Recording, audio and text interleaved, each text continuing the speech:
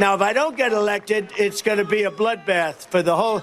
That's going to be the least of it. It's going to be a bloodbath for the country. That'll be the least of it. Those comments that you just heard from Trump drew widespread condemnation, given how there was actually violence the last time he lost the election that he still won't admit he lost, mind you, hence why there was violence.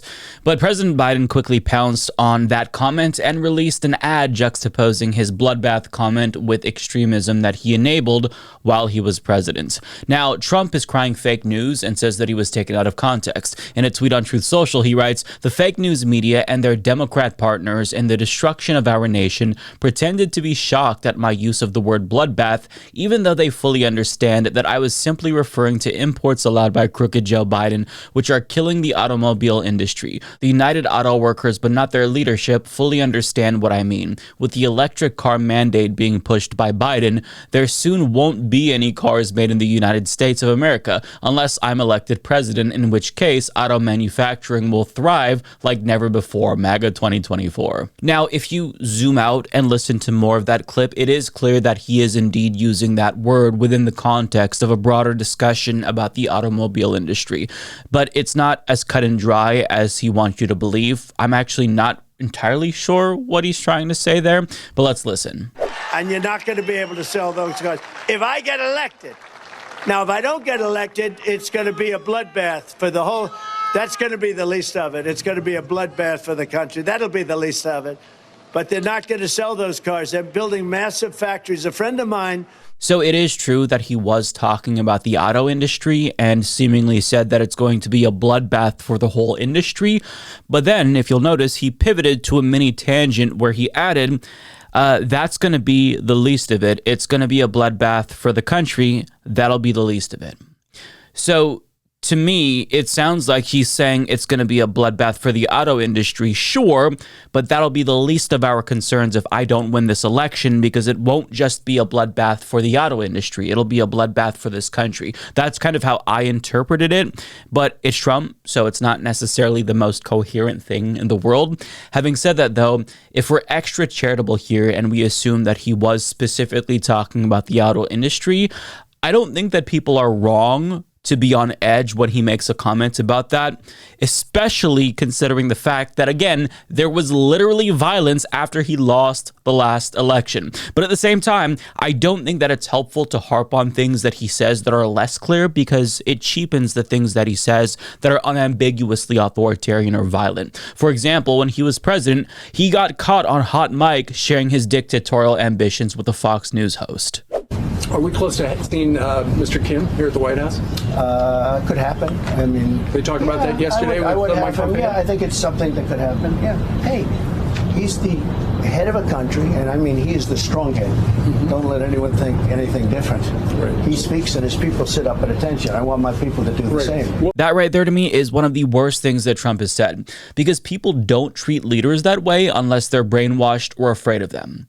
But that's the kind of impact that a narcissist like Trump wants to have when he walks into the room.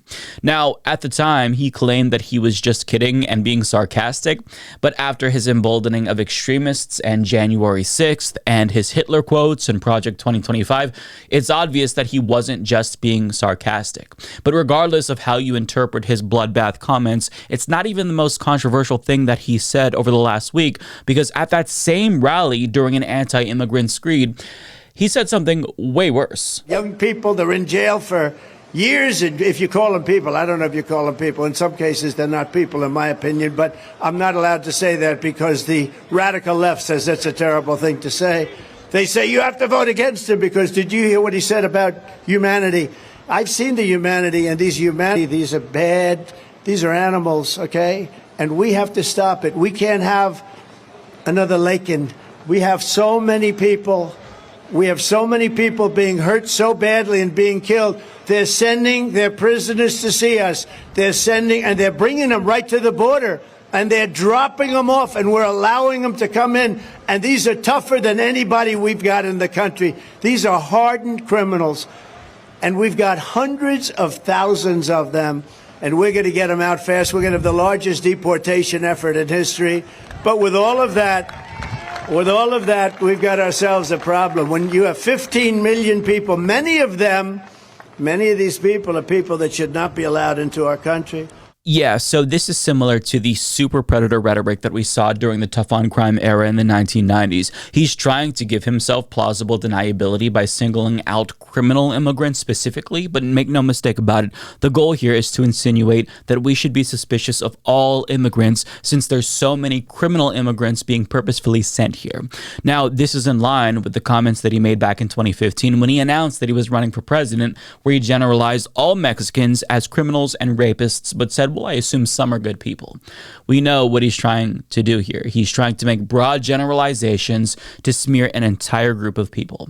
But the fact remains that immigrants are statistically less likely to commit crime than American citizens. And when they're here, they pay taxes and they contribute to the economy, but they don't get to vote. They get exploited. So this generalization that he's using against immigrants is deeply racist.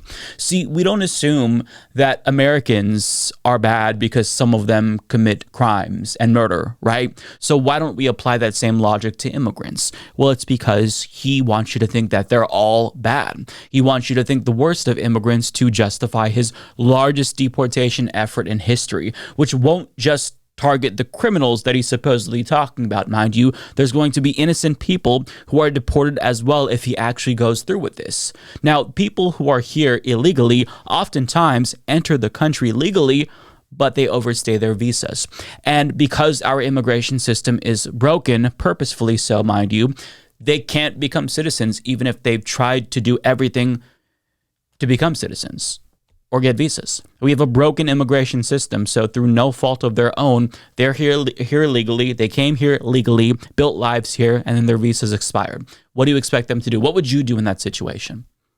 But he wants to demonize them and deport them because that's what he's running on. He's trying to make you afraid of all of them. And after previously saying that immigrants are poisoning the blood of our country, I think that overtly Hitlerian rhetoric is far worse than anything else that he said recently, especially knowing what we know now. For example, his former chief of staff, General John Kelly, described a conversation that he had with Trump where he was literally envious of Hitler.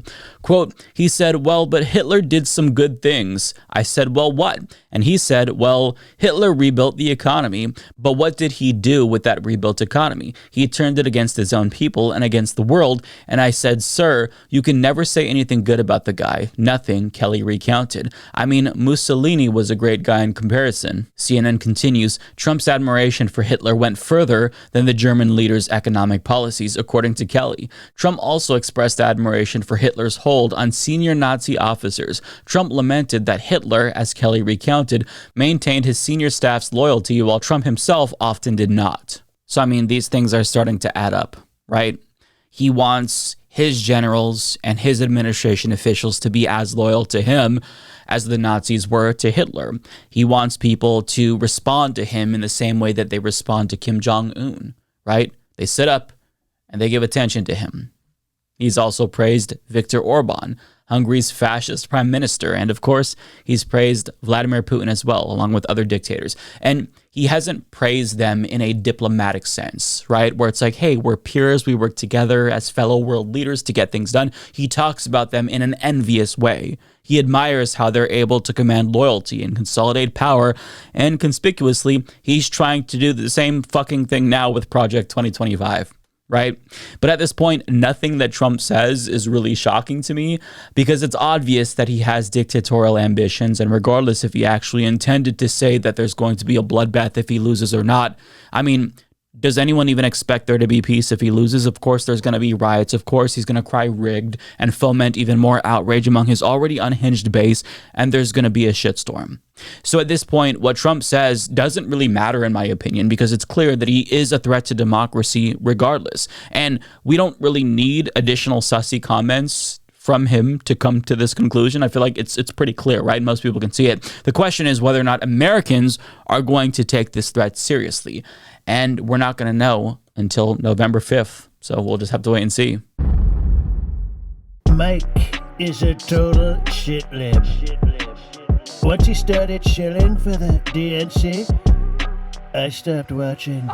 So I definitely won't be hitting the subscribe button or turning on notifications by clicking the bell. No way. It's very sad, I know.